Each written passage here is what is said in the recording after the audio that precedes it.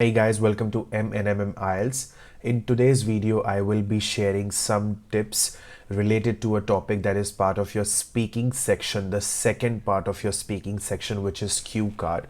Now, cue cards, they are very important, and it is important to have some secret tips in your brain, I would say, which I will be sharing with you. Keep them always with you because you all know that you only get 1 minute to prepare and you have to speak for 2 minutes after that, and you may be asked some follow-up questions based on what you have said. So there is not much time that you get to prepare or to express what you feel or your opinions. So when we have less time, we have to make sure that we make the most out of that time and we are very efficient and we answer in the best possible way so that we can get our desired score, our desired band. Let us see what those few tips are that I have for you all. The first one is that whenever you get that cue card, you have to make sure that you read the card properly and understand what has been asked. Now, this looks like a very simple statement or a sentence. However, it is very important to understand because when you are giving the exam in that room, that exam room, that one small room with your invigilator right in front of you, we all should admit that yes, we all are under tremendous pressure. We are stressed. When we are under stress and pressure, the influence of stress and pressure, it is easy to miss things. It is easy to misunderstand what has been written, and it is very easy to make mistakes. Keeping that in mind, I want to share that make sure that when you get the cue card, you read it properly and you understand every single word that is written on the cue card. You understand what are the questions, what all points you need to cover, and make sure you break it down. So if they are asking you, let's say for example, three different things. Let's say they have said that describe about a restaurant that you've seen was started last year or before COVID, and it still exists. Why do you love that place? And what are the things you would like to suggest to the owner to change in that restaurant? Now, you have to understand that they have given you several parameters and you've been asked to cover all of them. So if in the 2 minutes answering time of 2 minutes, if I just talk about one or two parameters and I do not talk about the remaining ones, I will never get a full score, no matter how good I am at speaking. So I will always make sure that I write down in my notes what points I have been asked. The next is write down the keywords, phrases, or ideas related to the topic. Now, let's take an example of the same topic that I just shared. Okay, so when you read that topic, what you have to do is after reading, you cannot write down long sentences. You don't have that kind of time. You just have 1 minute.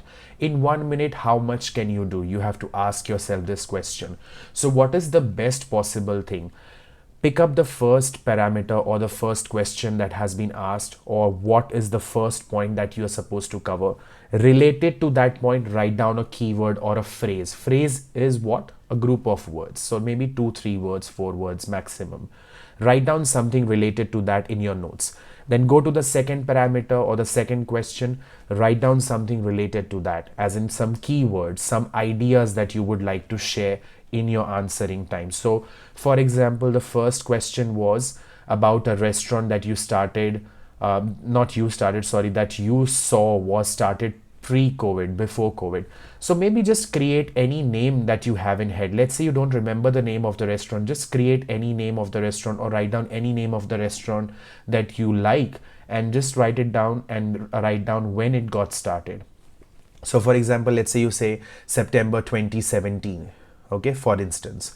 And then the next question or the parameter was, why do you like that place? So then just write down 2 or 3 keywords. The ambience is good, it is very hygienic, the prices are economical, these sort of things. Customer service is really good. So customer service good, GD, like that. Keywords, important words. You cannot really write down much.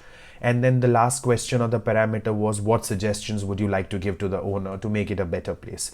So you can just tell them, maybe let's say you should also start home delivery, or you should also include lunch, anything, right? So keywords done. Writing down the keywords will actually help you when you start answering, because if you don't have those keywords written right in front of you, you'll be lost in your 2 minutes of answering time. You don't know where to start, you don't know what's next, you don't know how to conclude, and it's all puzzled, which is not a good way of structuring your response.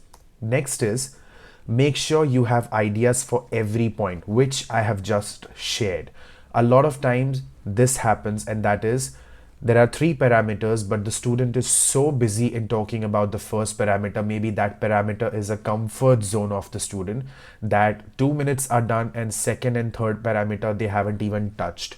So when you have written the keywords in front of you for every parameter, make sure every few seconds you look at the you look at the ideas that you've written and check, have I covered all the ideas? Because if you have not, you might miss a question, which is not good, and you will not get your desired score. So every few seconds when you're responding, just look at the notebook where you have written notes quickly and check what's next. What is the next pointer? So also, a lot of times what happens is students will take notes, but then they will never look at the notes when they have to speak, and they just start talking spontaneously, which is not wrong. But if you're not looking at the notes, what is the point of writing notes, right? So make sure that when you have written the notes, you look at them as well. You make sure that you follow the pattern that you've written in the notes, the keywords that you've written in the notes, you cover them, you talk about them, so that you haven't missed anything, and hence you haven't missed answering any question that has been asked in the cue card. Very important. Next is, share ideas and examples based on personal life experience if possible. This is my favorite. I have seen a lot of students, they say, what if you don't have any personal life experience related to something that has been asked? That is a different case.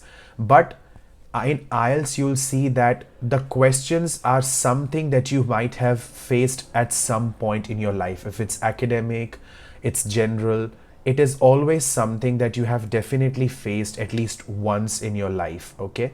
So when you get such questions or topics where you feel that you've had some sort of experience in life related to it, maybe not exactly the same, maybe something relevant, maybe you didn't have it but your family member had it, maybe your friend had it. So what you should do is, if you can relate to any of those experiences and share it, it makes your life easy, because when you share something that has already occurred in your life, you're more spontaneous, you're more confident, and it becomes very easy for you to talk about it. For example, let's say if I ask you to talk about your year 10, how was your experience in year 10? What was the pressure you felt for board exams? And how did you overcome those pressures? And how did you study? Now, the moment I've asked you this question, what is the first thing your brain will do? Your brain has gone to the past. You're back in your year 10. You start visualizing all those days. You start visualizing how you were going to school, how you were studying, how you were attending classes, working hard, practicing, giving exams, and that's how you cleared your year 10. All that memory is back again in your, in your headspace. This is what helps. If there is anything that you have felt related to the topic that has been asked to you, share it if possible.